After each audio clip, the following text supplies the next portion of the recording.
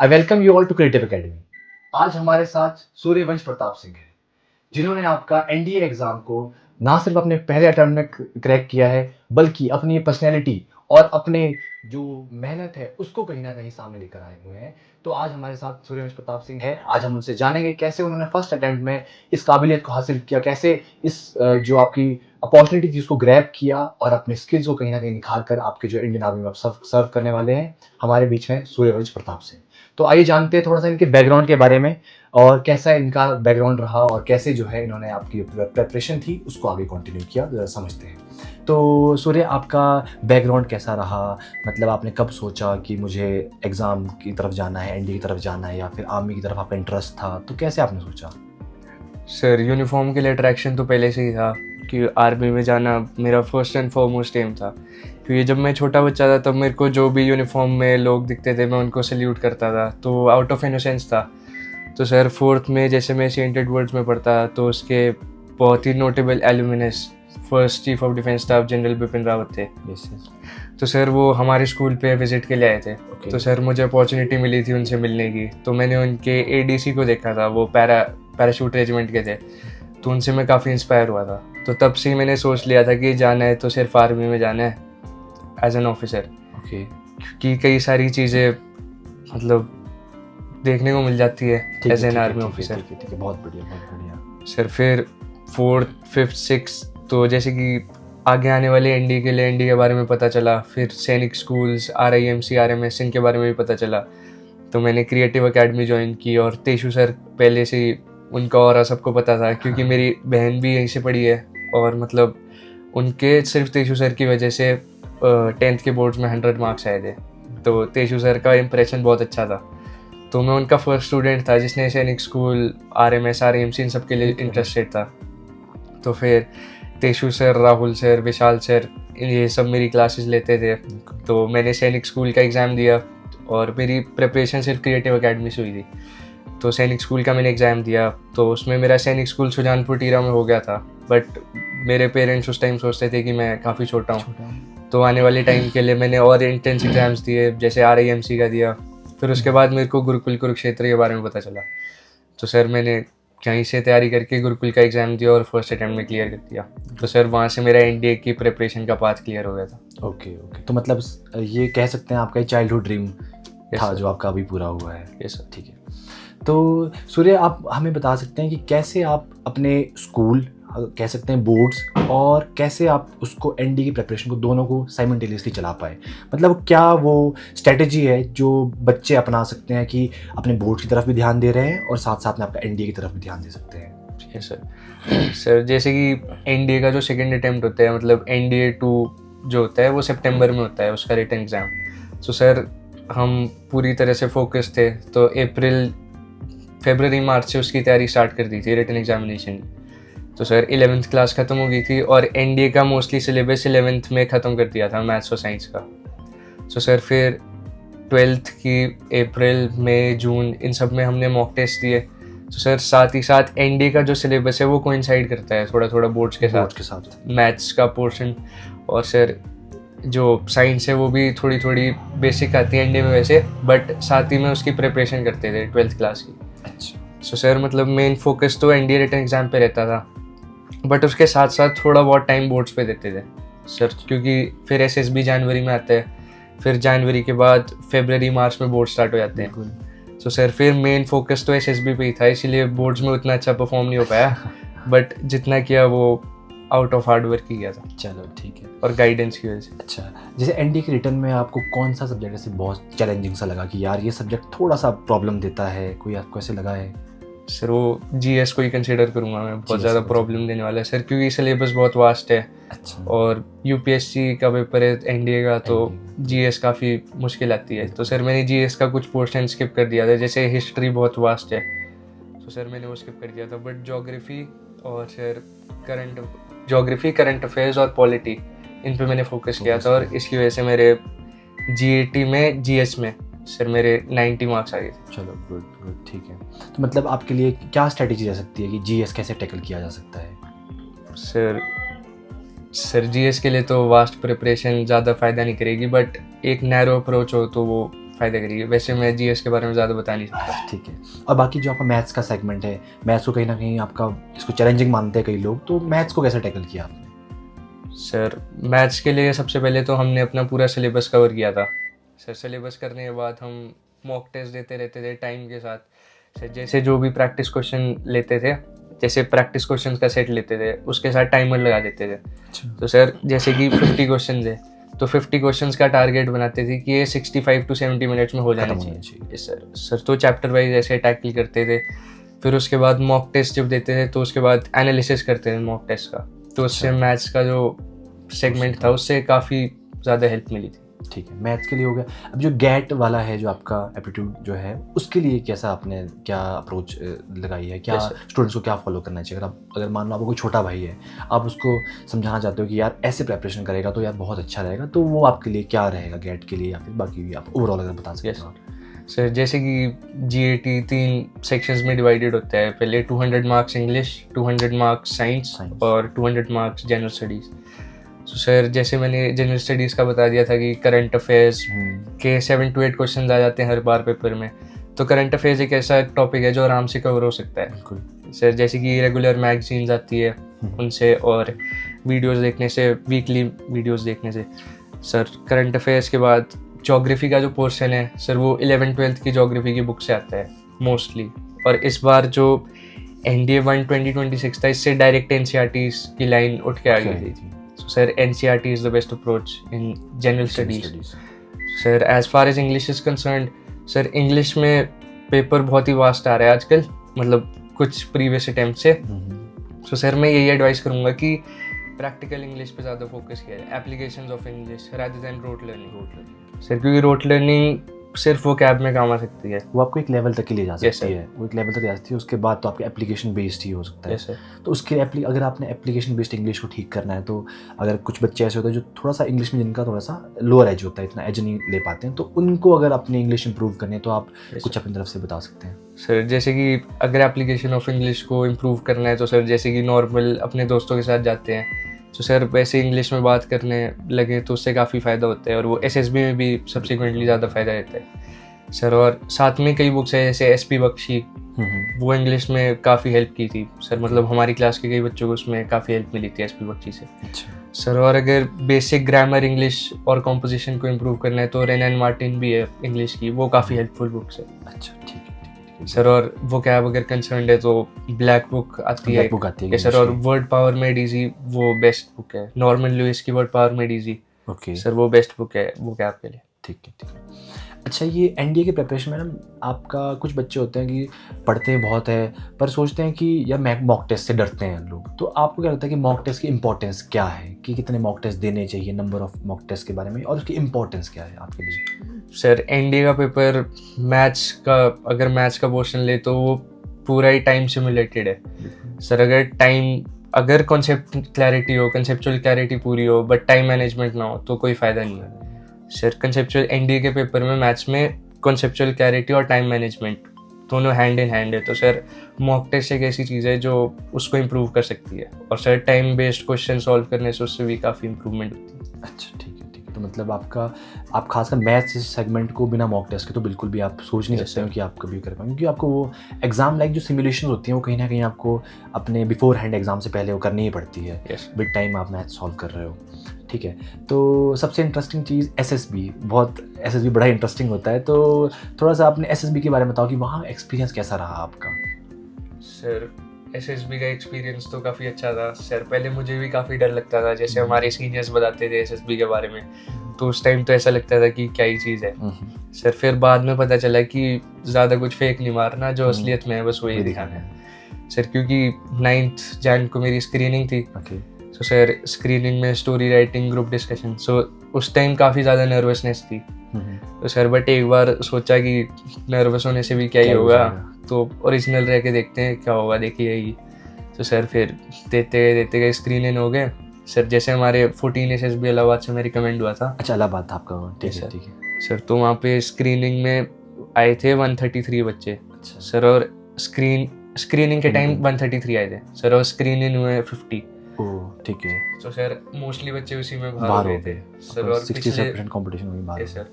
Sir तो पिछले batches का भी रिजल्ट सुन रहे थे कि स्क्रीनिंग ऐसा है वैसा है, तो सर उस टाइम तो सबसे ज़्यादा डर उसी टाइम लग रहा था। Yes sir. तो ऐसे देख लिया कि नर्वसनेस उसी फेस पे बाहर कर दी थी कि स्क्रीनिंग में चलो हो गया, अब तो जो भी है वो 4-5 दिन की बैटल रहेगी जो बाकी रहेगी। Yes sir. सर फिर साइकोलॉजिकल टेस्ट हुए अगले दिन। वो आपका ग्रुप डिस्कशन कैसा था, कुछ उसमें कुछ इंटरेस्टिंग हुआ है? सर स्क्रीनिंग का? हाँ screening. Yes sir. Sir group discussion तो ऐसा था कि हमारे को एक पिक्चर दिखाई थी, उसमें एक आदमी खड़ा था और एक आदमी लेटा हुआ था। अच्छा सर, और उसके आसपास भीड़ लगी हुई थी। तो सर मैंने तो इस पर स्टोरी बनाई कि सेल्फ अवेयरनेस, मतलब सेल्फ डिफेंस के लिए अवेयरनेस दे रहा है सर, क्योंकि जो मेरा PIQ फॉर्म था अच्छा उसमें मैंने कराटे और बॉक्सिंग लिखा हुआ था। तो सर मेरे पहले इम्प्रेशन यही आया उस पिक्चर का सर कि मतलब सेल्फ डिफेंस अवेयरनेस हो रही है, क्योंकि आजकल लोगों में है नहीं उतनी और ज़्यादा फ़ोन वगैरह में एडिक्टेड है। बिल्कुल। सो सर मेरे ग्रुप से, मतलब ग्रुप हमारा 15 बच्चों का था स्क्रीनिंग के टाइम सर, तो इसी में काफ़ी बच्चों ने बनाई थी कि बुली कर रहे हैं किसी को या किसी कोई इंजर हो गया है। तो सर ये तो पूरे नेगेटिव हो गया डिपिक्शन है। हाँ, और थोड़ा सा इसको पॉजिटिव जितना आप ले जा सकते हो वो ज़्यादा रहता है। Yes sir. सर तो पर्सनल नरेशन दी सबने, जैसे अपनी अपनी स्टोरी। सर तो उस टाइम मैंने तो ये स्ट्रैटेजी अपनाई थी कि सर मैं सबकी स्टोरी सुन रहा था। ओके सर फिर जब सबकी स्टोरी खत्म हो गई तो हमारे को GTO सर ने बोला था कि once all of you have narrated your individual stories then you can come on to the group discussion directly. तो सर वहाँ से एक बच्चे, जैसे ही लास्ट बच्चे की नरेशन खत्म हुई वैसे ही एक बच्चे ने स्टार्ट कर दी ग्रुप डिस्कशन। ओके सर पहले 1-2 मिनट तो मैंने सुना था, 1-2 सेकंड सुना, मतलब 5-10 सेकंड सुना मैंने, पहले मैं चुप था थोड़ा। सर फिर मैंने अपनी स्टोरी बताई लोगों को, फिर एक मोमेंट ऐसा आया 10-12 सेकंड के बाद कि सारे चुप हो गए। ओके सर तो मैंने वो मोमेंट ग्रैब कर लिया, तो 5-6 बच्चे और इधर के 2-3 बच्चे, सर इनकी स्टोरीज मैंने अच्छे से सुनी थी। ओके तो उनकी स्टोरीज मैंने कंबाइन इनकॉर्पोरेट की। Yes sir. वो भी बहुत ज़रूरी रहता है। यस सर, इनकॉर्पोरेट करके सबकी स्टोरीज एक फाइनल स्टोरी बना दी और वो ग्रुप को बता दी। तो सर फिर GTO सर को भी, मतलब सामने 3 असेसर्स होते हैं, उनको समझ आ गया कि अब ग्रुप स्टोरी बन गई है। सर तो उन्होंने हमारे को वो ग्रुप को बोला कि now nominate amongst yourselves a group leader who will narrate the story to us. Sir तो फिर वहाँ से मतलब कोचिंग वाले बच्चे आए हुए थे आपस में एक क्लास के, तो उन्होंने बोला he will narrate the group story, he will narrate. Sir तो वहाँ से कोने से किसी बच्चे ने बोला, जैसे मेरा चेस नंबर 58 था सर, फिर उसने बोला chest number 58 I think that you should narrate the group story. Sir तो एक ने 58 बोला तो सारे 58 बोलते गए सर, और मेरे को चांस मिल गया नरेट करने का, और मैंने वही स्टोरी बनाई जो सबकी थी, मतलब उसको कंबाइन करके आप। सर सबके थोड़े थोड़े पोर्शंस थे। सॉरी। अच्छा ठीक है। तो स्क्रीनिंग के बाद बाकी आपका कैसा रहा, फिर कॉन्फ्रेंस का कैसा रहा? जो आपके 4-5 दिन ग्रिलिंग रहते हैं, जैसे साइकोलॉजिकल टेस्ट होते हैं, बाकी चीज़ें होती है, तो कैसा रहा वो सारा? सर साइकोलॉजिकल टेस्ट में तो सर जैसे कि सबसे पहले होता है TAT, थीमेटिक एप्रोसेप्शन टेस्ट। सर तो उसकी प्रैक्टिस पहले से ही की थी, मतलब गाइडेंस प्रोग्राम अटेंड किया था, हमारे स्कूल में ही आया था। सर तो उससे काफ़ी ज़्यादा हेल्प मिली थी सर, और सारी स्टोरीज टाइमली ख़त्म हो गई थी। अच्छा सर, मतलब स्टोरीज में तो मैंने ऐसा ऑब्जर्व किया कि कई स्टोरीज मतलब कई पिक्चर्स ऐसी लग रही थी कि बच्चे के अंदर से नेगेटिविटी दिखाना चाहते हैं। अच्छा निकालना चाहेंगे, बट अल्टीमेटली वो पॉजिटिव लेके जानी है। यस सर बट पहले प्रैक्टिस की थी थोड़ी बहुत, और हीट ऑफ द मोमेंट में लिख भी दी थी, खुद से दिमाग में आ गया सर। तो TAT, WAT, SRT में सर में से 23 SRTs हो पाई थी बस।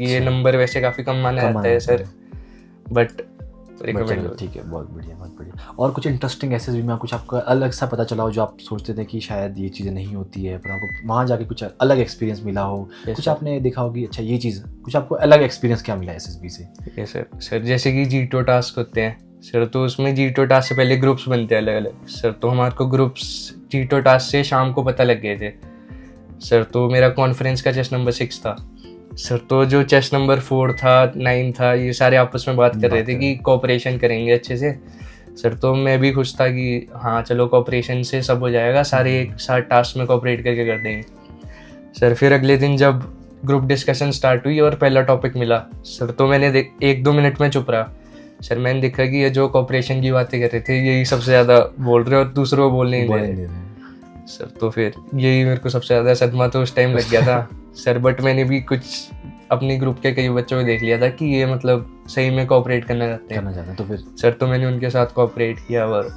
अच्छा सर, और जैसे ग्रुप में टोटल 10 बंदे होते हैं, तो हमारे ग्रुप से एक ही बच्चा रिकमेंड हुआ था, वो मैं था। बहुत बढ़िया। अच्छा ठीक है, तो ठीक है।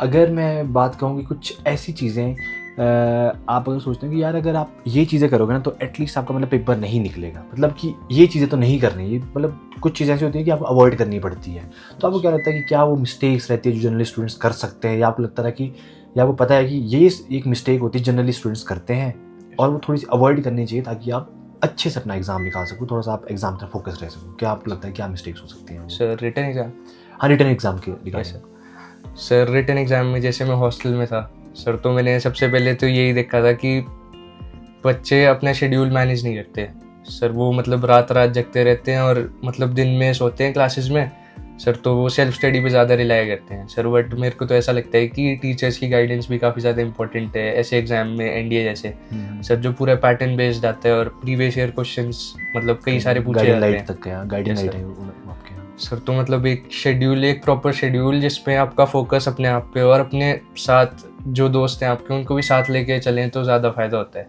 अच्छा सर, क्योंकि ग्रुप स्टडी मतलब कई लोगों को लगता है कि ख़राब है, बट अगर पूरा ग्रुप ही फोकस्ड हो तो काफ़ी सही रहता है। दे सकता है सर और ग्रुप डायनामिक्स होना बहुत इंपॉर्टेंट है एनडीए के लिए। ठीक है बिल्कुल।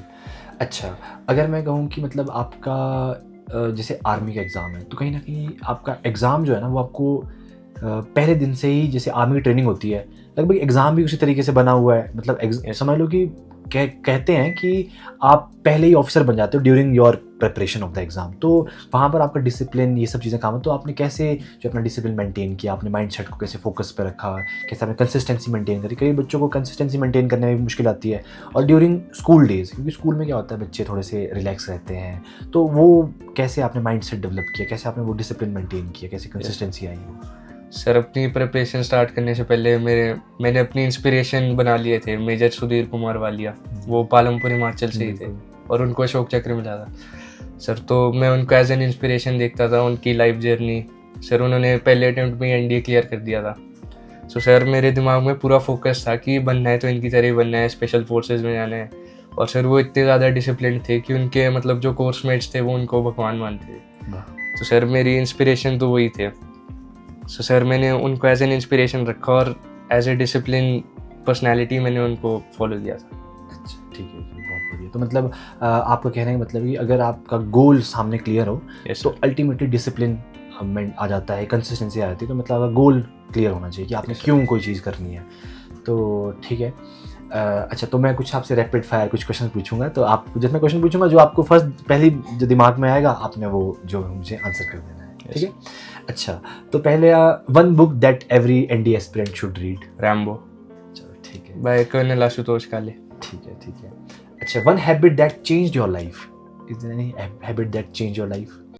एक्सरसाइजिंग सर, ठीक है, good. One mistake aspirant should avoid?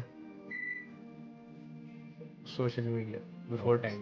Okay, ठीक। मैथ्स और GAT, what should students focus more on, maths और GAT? Sir, GAT is more scoring, but if you can't qualify in maths, then there's no benefit of studying GAT. अच्छा, coaching और self study आप कितना चाहते हैं, कितना सोचते हैं कि कोचिंग या फिर सेल्फ स्टडी या फिर mix of both? Sir, 40% coaching, 60% self study. चलो ठीक है। चलो, कुछ आपकी फाइनल एडवाइस कुछ स्टूडेंट्स के लिए कैसे क्या चीज़ करना चाहिए, कुछ आपकी मोस्ट इंपॉर्टेंट थिंग्स जो आप ध्यान रख सकते हैं कि आपका रिटर्न के लिए, मतलब कुछ अगर आपने समअप करना हो कि यार ये कर लो, अगर आप छोटा भाई होता है आपको समझाना कि यार ये चीज़ कर लो, रिटर्न आपका अच्छा हो जाएगा, तो उसके लिए कुछ आपके कंक्लूडिंग लाइंस?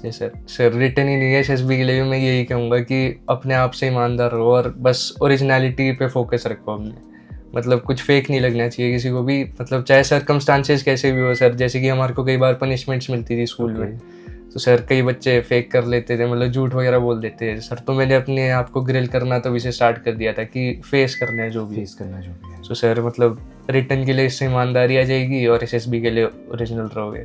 ठीक है, बहुत अच्छी बात की है।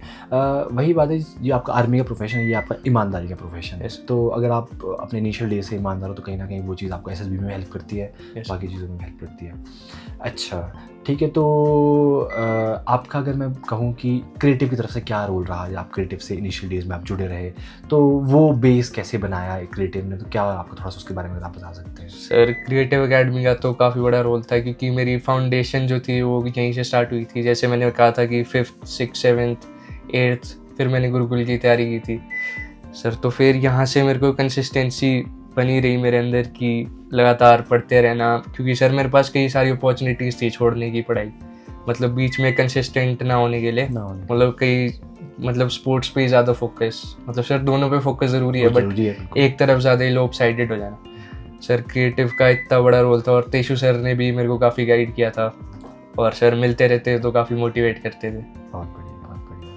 चलो ठीक है, तो हम विश करते हैं आप देश की सेवा करें, आप आर्मी में आगे जाएं, लेफ्टिनेंट बने, फिर आप उसके बाद जल्दी अपनी प्रमोशन लें और देश को सर्व करें। तो हमारी क्रिएटिव फैमिली की तरफ से आपको बहुत बहुत कॉन्ग्रेचुलेशंस, और हम होप करते हैं कि आपको हम जैसे क्रिएटिव ने अभी थोड़ी सी हेल्प की है, आप भी कहीं ना कहीं क्रिएटिव परिवार के साथ हमेशा जुड़े रहें। Thank you. ठीक है, थैंक यू।